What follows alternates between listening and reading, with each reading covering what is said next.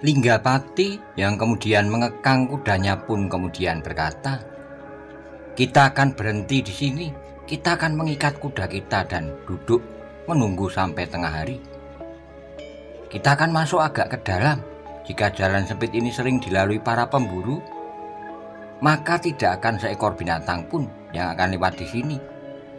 Seekor kuda kita akan kita ikat di dekat sebuah gerumbul yang lebat.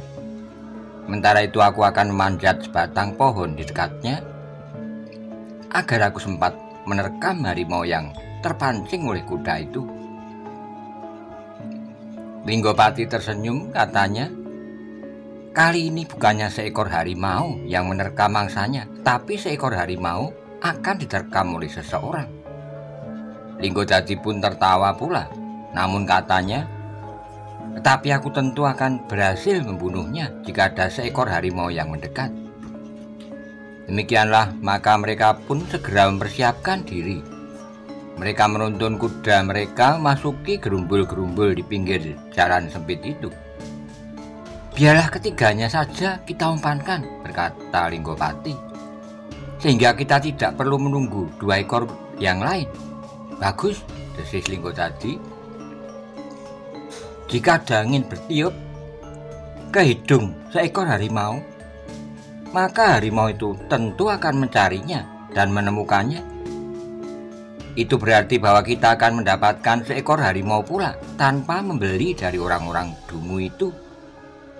Namun dalam pada itu, selagi mereka bersiap untuk mengumpankan kuda-kuda mereka, mereka telah mendengar derap kaki kuda mendekat, sehingga dengan demikian mereka pun menjadi termangu-mangu karenanya."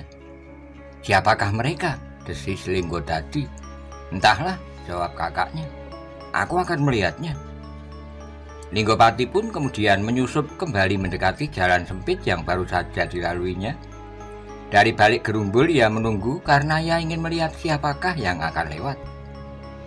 Dalam pada itu, ketika Linggopati, Linggodadi dan seorang pengiringnya telah meninggalkan Empu Sanggodaru, maka Ronggowuni dan Maisa Cempaka pun meneruskan niatnya untuk mendahului bersama Lembu Ampal. Mereka kemudian akan memerintahkan beberapa orang prajurit untuk mengambil harimau yang masih hidup itu, mungkin dengan sebuah pedati, meskipun sebenarnya keduanya masih ingin berburu lebih lama lagi. Namun mereka berniat memelihara harimau itu di istana sehingga harimau itu tidak mati di perjalanan jika terlalu lama menunggu para prajurit yang akan menjemputnya.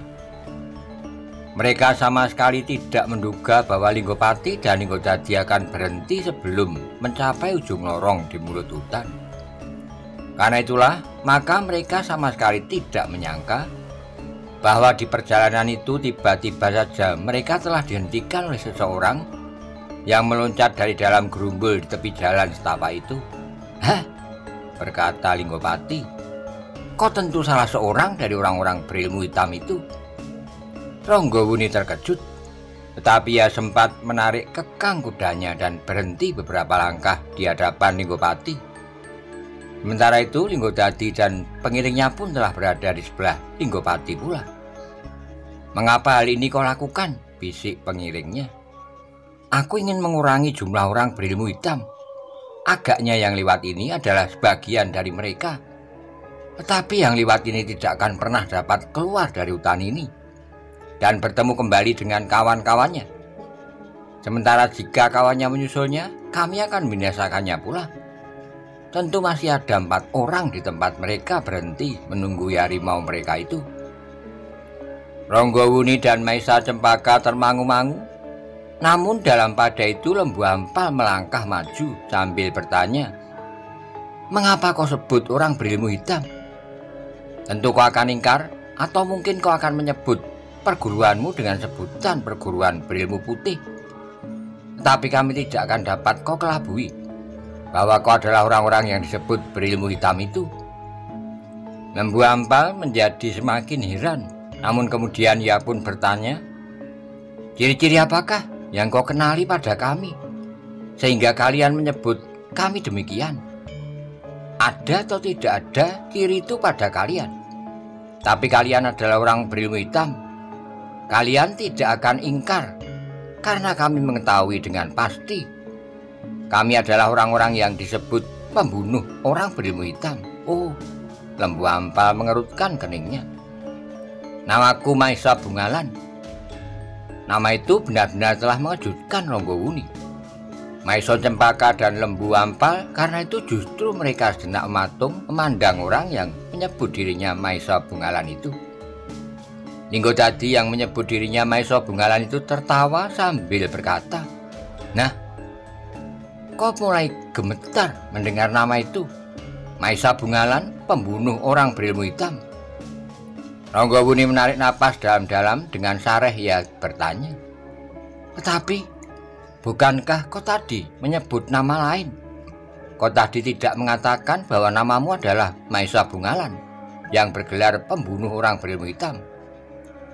"Aku menghindari sebutan dan gelar itu, tapi ketika aku yakin bahwa kalian adalah orang-orang berilmu hitam, maka aku telah memperkenalkan diriku yang sebenarnya.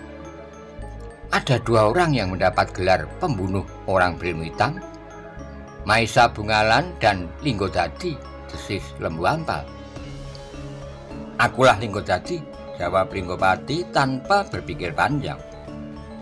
Ketika orang yang termangu-mangu itu pun menjadi yakin bahkan yang dihadapi adalah orang-orang yang memang mempunyai dendam pada orang-orang berilmu hitam, siapapun mereka itu. Namun dengan demikian maka Ronggowuni, Maisa Cempaka dan Lembu Ampal menyadari bahwa ketiga orang itu tidak benar ingin memusuhinya sebagai Ronggowuni, Maisa Cempaka dan Lembu Ampal. "Kisanak," berkata Lembu Ampal, "tentu ada salah paham. Kami sebenarnya lah bukan orang-orang yang dapat disebut berilmu hitam, karena kami termasuk orang-orang yang sama sekali tidak berilmu. Kami adalah pemburu sejak kami kanak-kanak. Ilmu yang ada pada kami semata-mata adalah ilmu yang turun-temurun. Bagaimanakah cara kami menjerat dan menangkap binatang dengan alat-alat yang paling sederhana?" "Persetan," geram Linggojati yang menyebut dirinya bernama Maisa Bungalan. Tetapi Maisa Bungalan dan Linggojati tidak akan dapat dikelabui. Memang setiap orang berilmu hitam segera menjadi ketakutan mendengar nama Maisa Bungalan dan Linggojati. Tetapi tiba-tiba saja Ronggowuni menjawab, "Apakah pada suatu saat Maisa Bungalan dan Linggojati akan dapat bekerja bersama-sama dalam satu kelompok seperti yang tengah aku hadapi sekarang ini?" "Kenapa tidak?" jawab Linggopati. "Kami bersama telah membinasakan orang-orang berilmu hitam di mana-mana. Tetapi yang dikenal di Singosari adalah Maisa Bungalan yang melakukan tugasnya seorang diri. Ia tidak pernah dilihat orang bersama-sama dengan orang lain, kecuali kadang-kadang dengan ayahnya yang bernama Mahendra. Ya, ayah memang bernama Mahendra. Kedua adiknya bernama Maisa Pukat dan Maisa Murti. Jika kalian ada yang sempat melarikan diri, kalian dapat menyebut namaku dan aku tidak akan ingkar jika kalian mencari aku di rumahku. Aku, ayahku, dan adik-adikku siap untuk membunuh kalian bersama seluruh perguruanmu." "Dan bagaimana dengan Linggojati?" bertanya Maisa Cempaka. "Jika kalian dapat menemukan Maisa Bungalan, maka kalian pun akan dapat menemukan Linggojati," jawab Linggopati. Lembu Ampal yang heran melihat tingkah laku orang-orang itu pun kemudian berkata, "Kisanak, siapapun namamu, agaknya kita telah salah paham. Kami menyadari bahwa kalian adalah orang-orang yang membenci orang-orang berilmu hitam, dan agaknya kami pun demikian. Tetapi sebaiknya kalian menyebutkan apakah sebabnya, maka kalian menganggap kami orang-orang berilmu hitam. Tidak ada kesempatan untuk banyak berbicara. Aku tahu kau berusaha untuk memperpanjang waktu dan menunggu kawan-kawanmu yang barangkali sebentar lagi akan lewat pula di jalan ini. Tidak, mereka tidak akan lewat di jalan ini, karena kuda-kuda mereka sedang aku pergunakan. Kami bertiga tidak mempergunakan kuda saat kami pergi berburu. Jangan berbicara ngoyo-woro. Mana mungkin kalian itu tidak membawa kuda? Kami memang membawa kuda, Tetapi kuda-kuda itu telah kami titipkan kepada kawan-kawan kami yang mendahului kami. Maksud kami, dengan demikian kami tidak akan dibebani keharusan menjaga kuda-kuda kami. Oh, itu adalah cerita yang sama sekali tidak menarik. Dan kawan-kawan kalian tetap juga menunggui kuda-kudanya, bentak Lingodadi. Sudahlah, kami akan membunuh kalian. Apapun yang kalian katakan, kami tetap pada sikap kami sesuai dengan gelar yang telah kami dapatkan, pembunuh orang berilmu hitam. Kami sudah mencoba memberi peringatan bahwa kalian telah salah menilai kami, desis Maesa Cempaka. Itu adalah sekedar suatu usaha untuk menyelamatkan diri. Aku pernah membunuh 5 orang berilmu hitam. Mereka juga ingkar bahwa mereka adalah orang-orang berilmu hitam. Karena mereka dan juga kalian sama sekali tidak merasa bahwa ilmu yang kau pelajari itu adalah ilmu yang sama sekali bertentangan dengan perikemanusiaan. Apalagi karena kalian sudah mempersiapkan diri untuk suatu tujuan yang lebih besar, menghancurkan pemerintahan. Ronggowuni, Maesa Cempaka, dan Lembu Ampal menjadi heran dan bertanya-tanya di dalam hati, siapakah sebenarnya orang-orang itu? Tapi mereka tidak sempat untuk berbicara lebih banyak lagi, karena orang-orang itu agaknya benar-benar akan menyerang. Lembu Ampal pun kemudian bersiapkan dirinya sebaik-baiknya, karena yang bersamanya itu adalah 2 orang yang sedang memerintah Singosari. Setelah mengikat kudanya sendiri pada sebatang pohon perdu, maka ia pun kemudian kendali kuda kedua anak muda itu dan mengikatnya pula seperti kudanya. Kami sudah bersiap, berkata Ronggowuni kemudian. Tapi kami masih mencoba untuk meringatkan bahwa kalian tidak sedang berhadapan dengan orang-orang berilmu hitam.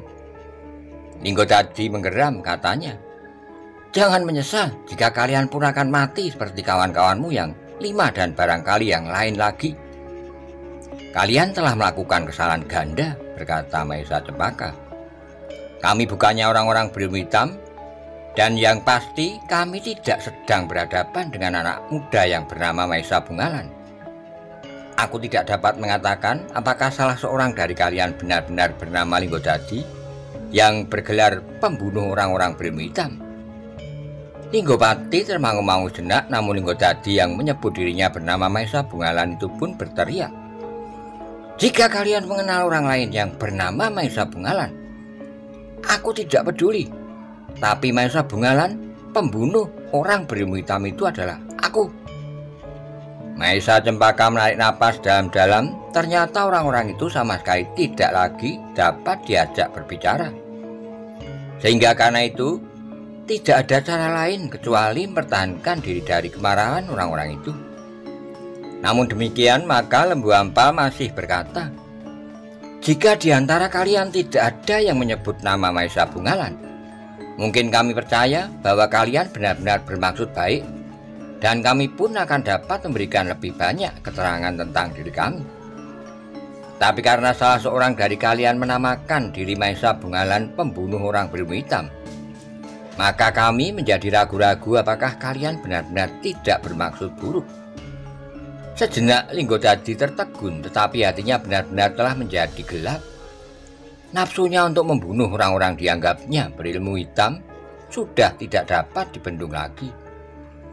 Karena itulah maka ia pun kemudian melangkah maju sambil berkata, aku tidak sempat berbicara lebih lama lagi. Kalian harus segera kami musnahkan. Kemudian akan menyusul kawan-kawan kalian yang masih ada di padang perburuan itu. Dengan demikian sekaligus kami akan mendapatkan 2 ekor harimau yang kami inginkan itu. Jika soalnya adalah harimau itu, maka apakah sudah sepantasnya kalian berusaha membunuh sesama? Aku tidak peduli apapun tanggapanmu. Aku akan tetap membunuh orang-orang yang tidak mengenal peri kemanusiaan, dengan cara yang tidak peri kemanusiaan pula. Persetan. Lingodadi melangkah maju. Demikian pula Linggopati dan pengiringnya yang nampak ragu-ragu.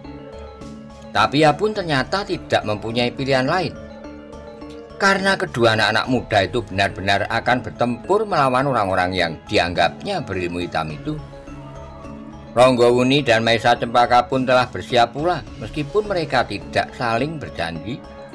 Tapi Ranggawuni seolah-olah telah menempatkan diri melawan anak muda yang menyebut dirinya bernama Lingodadi. Dan Maesa Cempaka telah bersiap-siap melawan anak muda yang menyebut dirinya bernama Maesa Bungalan. Sementara itu dengan segan, pengiring Linggopati pun telah bersiap pula melawan Lembu Ampal yang nampak ragu-ragu juga. Tapi Lingodadi yang menyebut dirinya bernama Maesa Bungalan itu ternyata benar-benar bernafsu membunuh lawannya. Dengan garangnya yang persiapkan diri, dan sejenak kemudian maka ia pun telah mulai menyerang Maesa Cempaka. Maesa Cempaka sudah siap menghadapi serangan itu, sehingga dengan demikian serangan itu sama sekali tidak mengejutkannya. Dengan sigap ia menghindari serangan itu. Namun demikian seperti juga pada Ranggawuni dan Lembu Ampal, Maesa Cempaka pun merasa bahwa tidak sepantasnya ia kehilangan akal seperti lawan-lawannya. Karena ia masih tetap menduga bahwa yang terjadi adalah sebuah salah paham saja. Tetapi menghadapi serangan yang kemudian membadai, Maesa Cempaka tidak akan dapat selalu bertahan dan menghindar. Pada suatu saat ia pun akan sampai pada suatu batas yang tidak dapat dihindarinya lagi. Untuk mengurangi tekanan lawannya, maka ia pun harus melawannya pula. Dalam pada itu Linggopati pun telah menyerang Ranggawuni pula. Serangannya merupakan amukan badai yang sangat berbahaya, karena Linggopati ingin dengan segera menyelesaikan perkelahian itu. Jika terjadi apapun juga dengan adiknya dan pengiringnya, maka jika ia sudah terlepas dari lawannya, maka ia akan dapat membantunya. Tetapi lawannya adalah Ranggawuni yang memiliki ilmu yang hampir sempurna.